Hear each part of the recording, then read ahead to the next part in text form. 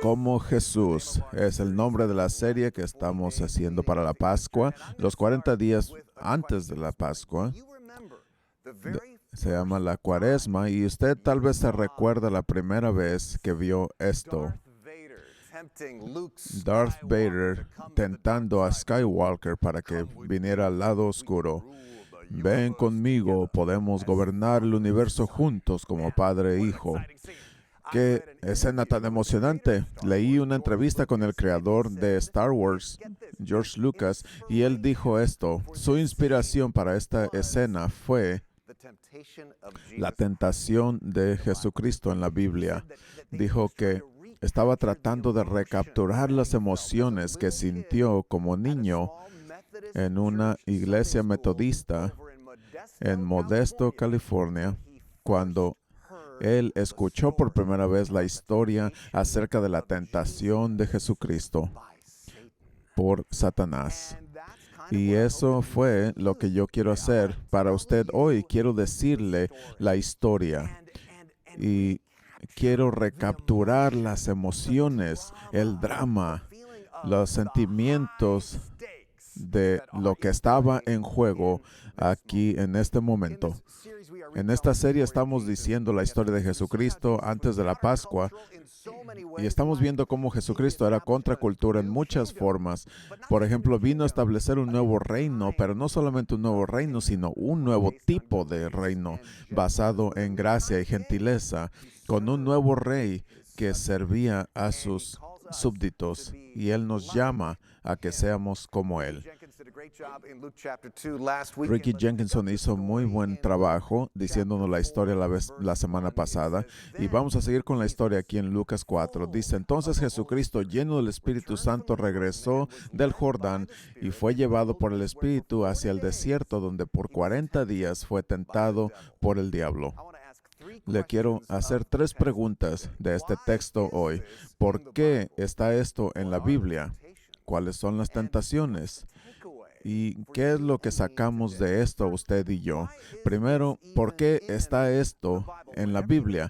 Cuando usted lee la Biblia, tiene que hacerse esta pregunta. ¿Por qué el autor eligió incluir esto? De todas las cosas, por ejemplo, todas las cosas que nos pudieron haber dicho, ¿por qué incluyeron esta historia tan rara? Porque están haciendo un punto. No solamente nos están diciendo una historia cualquiera, sino que están haciendo un punto. Y lo que quiero hacer, si usted se queda conmigo esta mañana, quiero compartirle cómo esta historia es más grande que alguna metáfora de cómo usted puede vencer la tentación. Es más grande que eso y es más importante entender la historia de Jesucristo. Así que déjeme establecer los personajes y lo que está sucediendo y luego el misterio. Aquí nos dice, entonces, y cuando usted mira esta palabra en las Escrituras, se tiene que preguntar, ¿qué venía antes de esto? ¿Qué estaba sucediendo aquí en la historia? ¿Qué está impulsando esto? Esto se encuentra en Lucas 4, así que en el capítulo previo, en Lucas 3, vemos un predicador llamado Juan el Bautista está bautizando gente en el río Jordán, y él dice que él está alistando a todos para el Mesías. Y el Mesías es un personaje, un guerrero profetizado que Dios va a enviar un día a Israel, y se cree que va a sacar a los romanos con poder militar y va a liberar a Jerusalén políticamente de sus opresores, y tendrá la habilidad de llamar para que caiga fuego del cielo en contra de sus enemigos e incinerarlos, y están tan oprimidos por tantos siglos que están anticipando esta llegada. Juan dice, yo les estoy alistando para la llegada del Mesías, y adivine quién llega a la escena. Aquí nos dice, cuando toda la gente estaba siendo bautizada, Jesucristo también fue bautizado. Y mientras él oraba, el cielo se abrió y el Espíritu Santo descendió sobre él en la forma de una paloma. Y después una voz se escuchó del cielo y dijo, tú eres mi hijo, tú eres mi hijo, a quien yo amo, y contigo estoy complacido. Y es entonces, después de que Jesucristo fue bautizado, después de la paloma, después de la voz del cielo, después de que dijo, tú eres mi hijo, entonces Jesucristo es llevado por el Espíritu al desierto para ser tentado por el diablo. Ahora, para ayudarle a imaginarse esto, este es el desierto judío.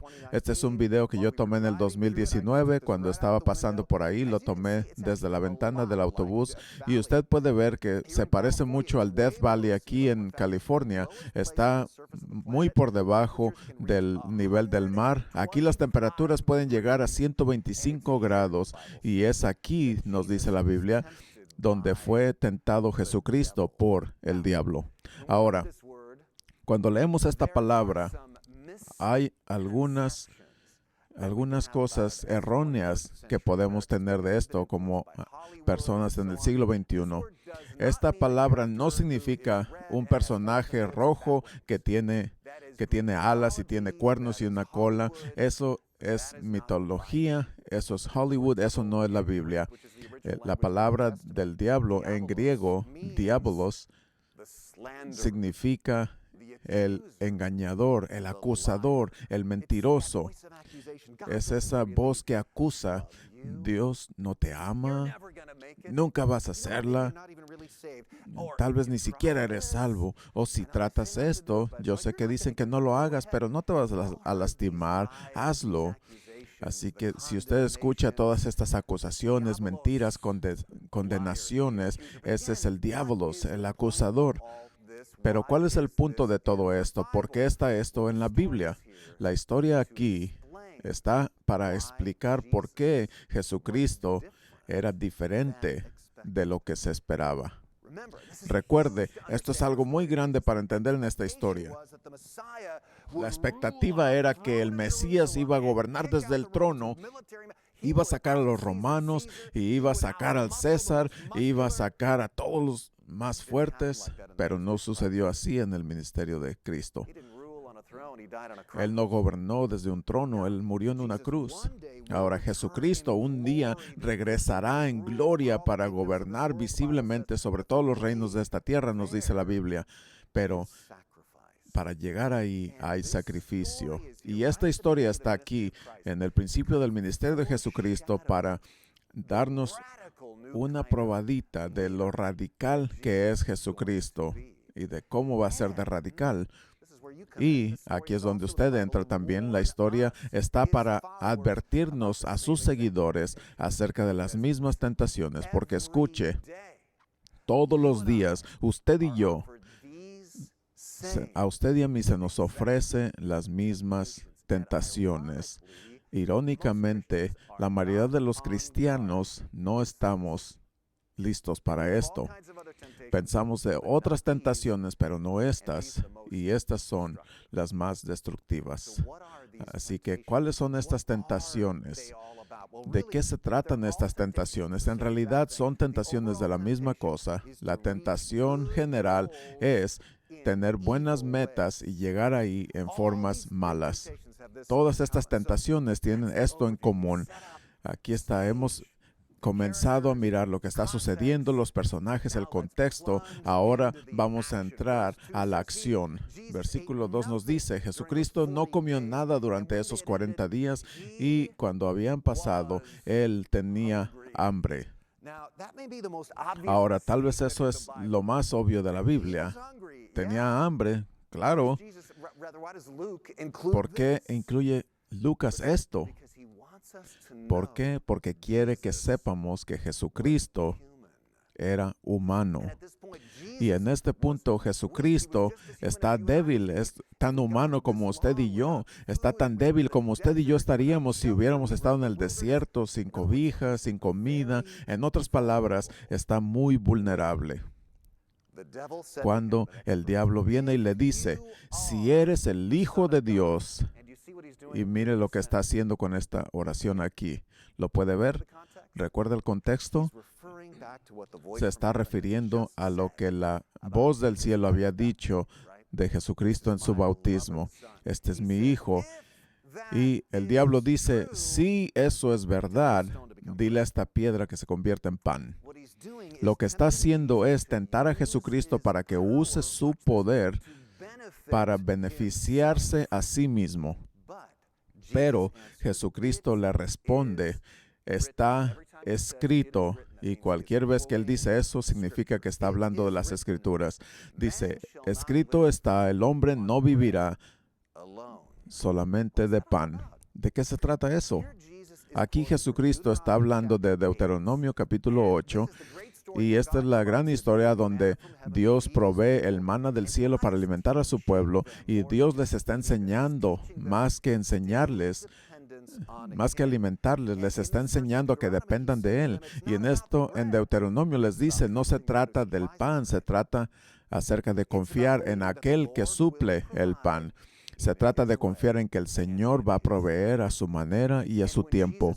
Y cuando Jesucristo habla de este versículo, Él está diciendo, aunque sí soy el Hijo, eso es verdad, estoy sometido al tiempo de mi Padre, a la forma que Él hace las cosas, y Él establece que Jesucristo nunca usará su poder en su propio interés. Y esta es la razón por la cual después, cuando Herodes le dice, te liberaré si haces un milagro, no lo hace Jesucristo. O cuando está en la cruz, la gente dice, si es el Hijo de Dios, que se baje y lo compruebe. No lo hace, porque Jesucristo no va a usar su poder para su propio interés. Esto lo establece aquí. Él solamente lo usa para servir a otros. Lo siguiente, el diablo lo llevó a un lugar muy alto y le enseñó en un instante todos los reinos del mundo, y le dijo, te daré toda su autoridad y su esplendor. Ha sido dado a mí, y yo se lo puedo dar a quien yo quiera. Ahora mire, la autoridad y el esplendor. Esas dos cosas son muy tentadoras. Autoridad. Lo que necesitamos, lo que la iglesia necesita para traer el reino del cielo al mundo es autoridad. Necesitamos la gente que haga la voluntad de Dios y que esté a cargo, como yo. Queremos autoridad política y esplendor, algo muy tentador. El esplendor y el poder. Nunca se me va a olvidar, mi esposa y yo una vez estábamos en Washington y estábamos en el Hilton, y leí en algún libro un día que en el sótano de este hotel había algo para que había un lugar donde era una oficina presidencial para emergencias, así que le dije a Lori, vamos a tratar de encontrarla. Ahora, una confesión. En el pasado me he metido a lugares sin permiso, me he metido a conciertos sin boletos, me he metido a estudios de película, así que le dije a mi esposa, vamos a meternos, y no quiero dar detalles porque tal vez el servicio secreto viene por mí, pero la encontramos. Estaba en el corredor de un sótano donde solamente entraban empleados, pero nos metimos y tratamos todas las puertas y llegamos a este lugar. Estábamos solos, prendimos la luz y lo primero que vimos en la alfombra era el sello del presidente de Estados Unidos, y nosotros estábamos admirando eso cuidadosamente, respetuosamente, y atrás había una gran oficina con un escritorio muy grande y había papeles de la Casa Blanca. Y aquí está lo que más recuerdo. La alfombra era muy suavecita y las plumas escribían muy bien y el baño olía muy bien. Y sí, tratamos todas esas cosas, pero le tengo que decir que los engaños del poder son agradables.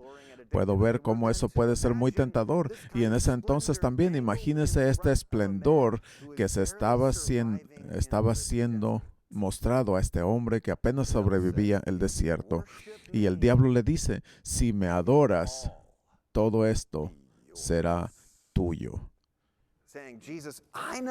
Diciendo Jesucristo, yo sé lo que estás aquí para hacer. Estás aquí para establecer tu reino y te estoy ofreciendo un atajo.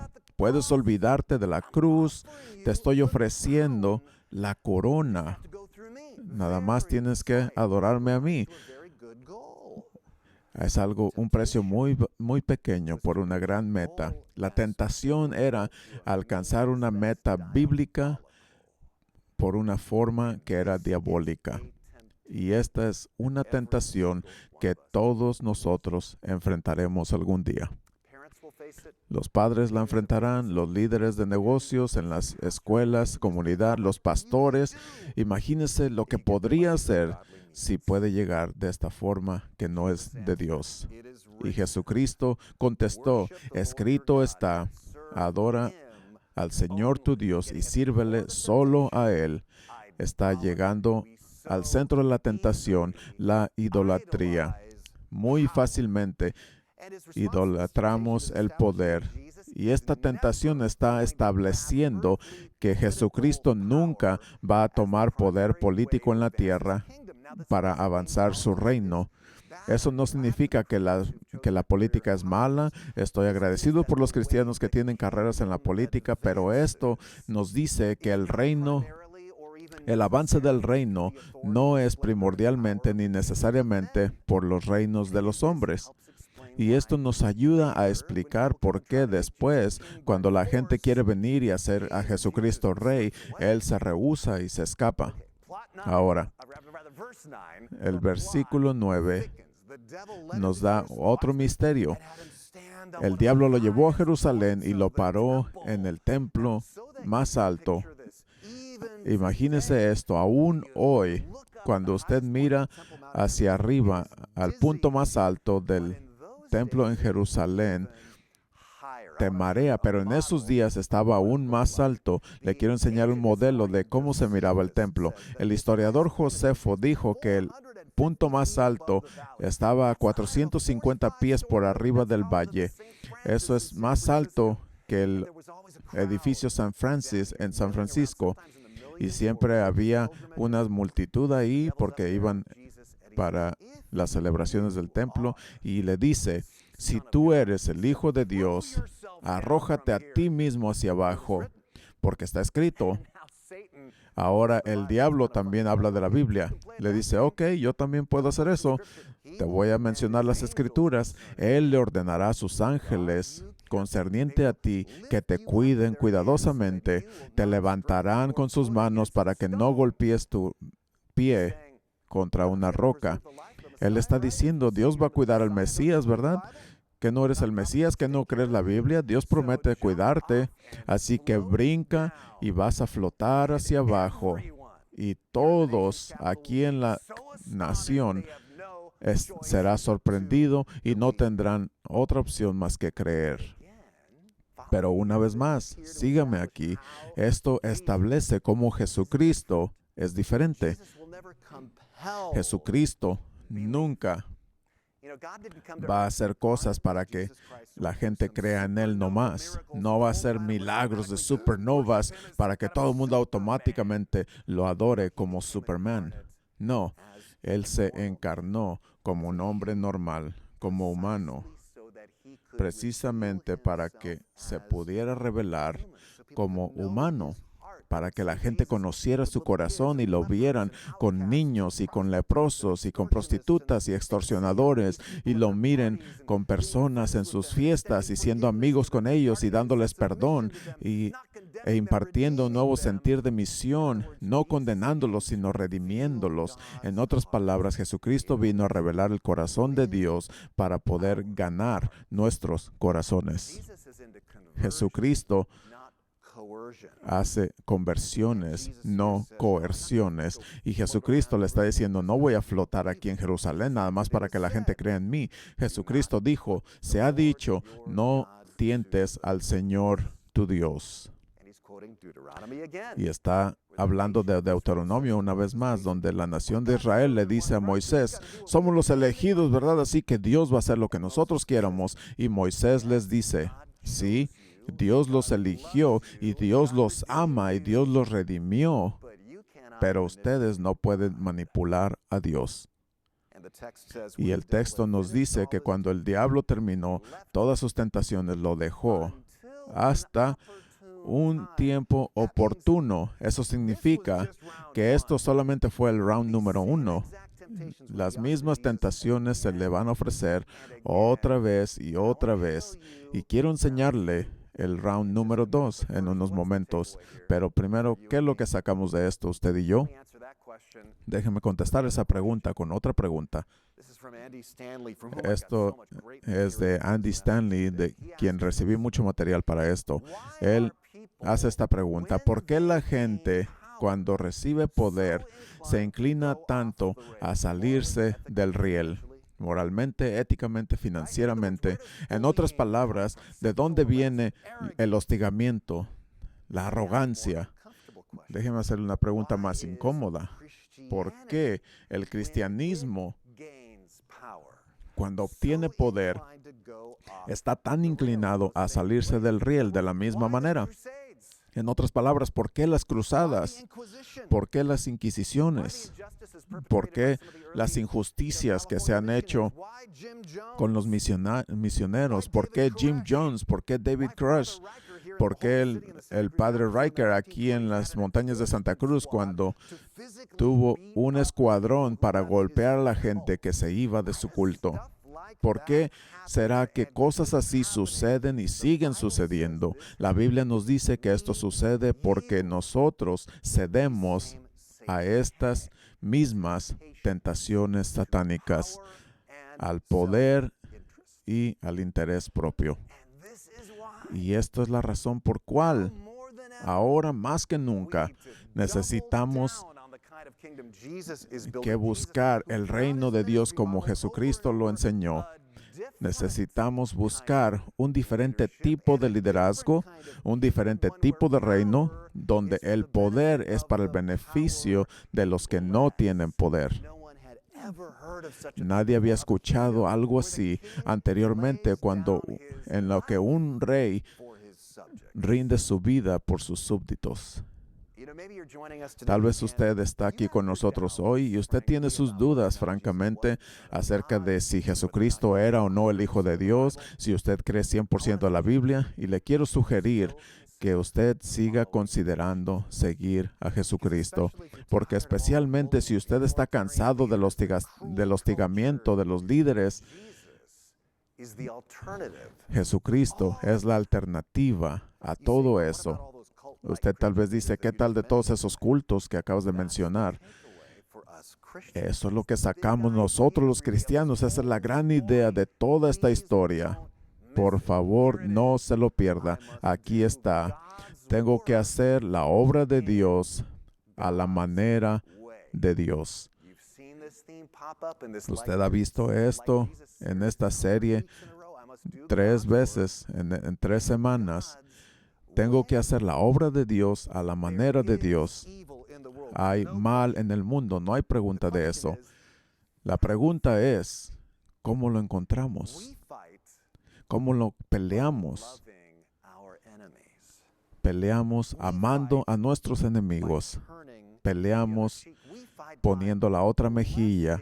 Peleamos bendiciendo aún a aquellos que nos maldicen.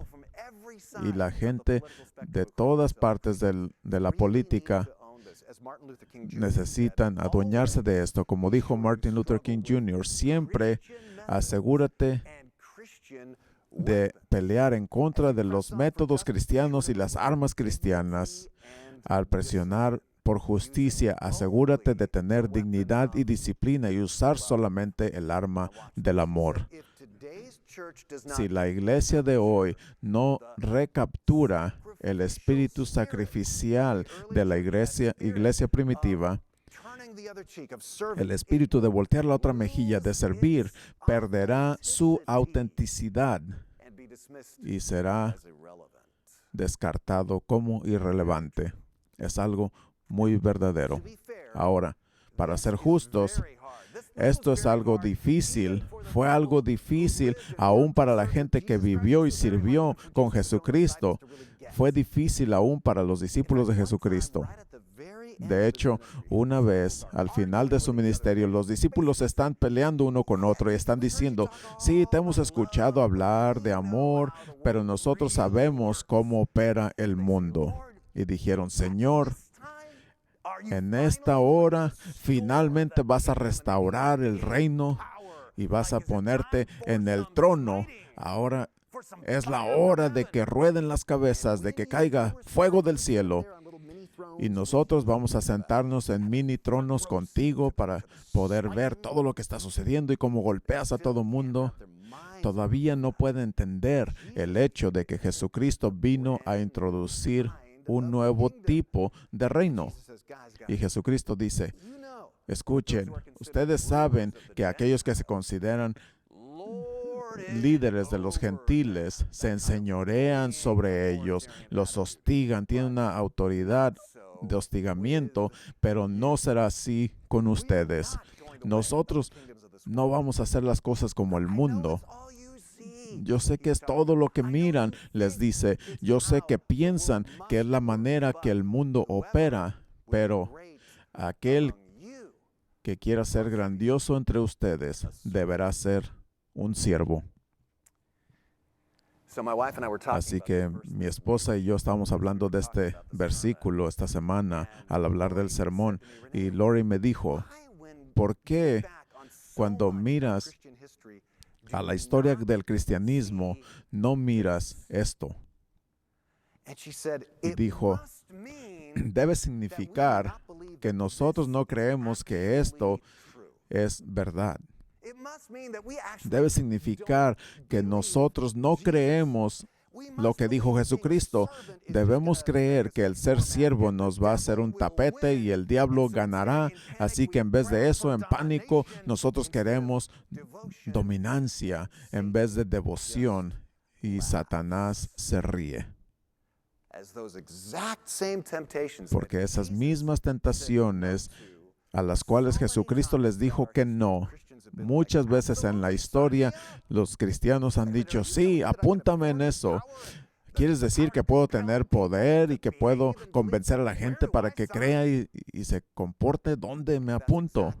Y eso es exactamente lo que ha hecho que la gente rechace el cristianismo a través de los siglos. Así que la pregunta con la que quiero cerrar es, ¿qué tal usted? ¿Usted de veras cree esto? Que la manera para introducir a las personas a Jesucristo es que nosotros les sirvamos y que les amemos y que les muestremos gracia y humildad todo el tiempo. ¿Y cree usted lo que dijo Jesucristo en el siguiente versículo? Porque aún el Hijo del Hombre, el Mesías, vino no a ser servido, sino a servir. Mire esto, y para dar su vida como recompensa por muchos. Como dijo Andy Stanley, lo que Jesucristo valoraba más que la autoridad y el esplendor y el poder de los reinos de este mundo, Él lo valoró a usted, porque usted es parte de esto, es parte de estas personas de las que habla la Biblia. Y tenemos que balancear la tentación dramática en el desierto. ¿Y sabe qué fue la balanza? Usted era lo que estaba en juego, porque Jesucristo volteó su cara. Porque si hubiera agarrado el poder de esta manera, ni una sola alma hubiera sido salva. No tenemos que estar enfocados en lo que es correcto en nuestros edificios del Capitolio, sino lo que está correcto en nuestros corazones. Los nuevos gobiernos no van a cambiar el corazón humano. Nuevas pólizas no van a cambiar el corazón humano. Cuando el poder cambia de los opresores a los oprimidos, no va a cambiar el corazón. La sangre que Jesucristo derramó es la única cosa que va a cambiar el corazón humano. Así que, ¿por qué será que la iglesia no se impulsa por este ejemplo? El ejemplo de que Jesucristo sirvió a otros. Porque le voy a decir lo que está en juego. El testimonio de la iglesia está en juego y generaciones de jóvenes están en juego. Porque la gente tiene que mirar esto y quererse envolver.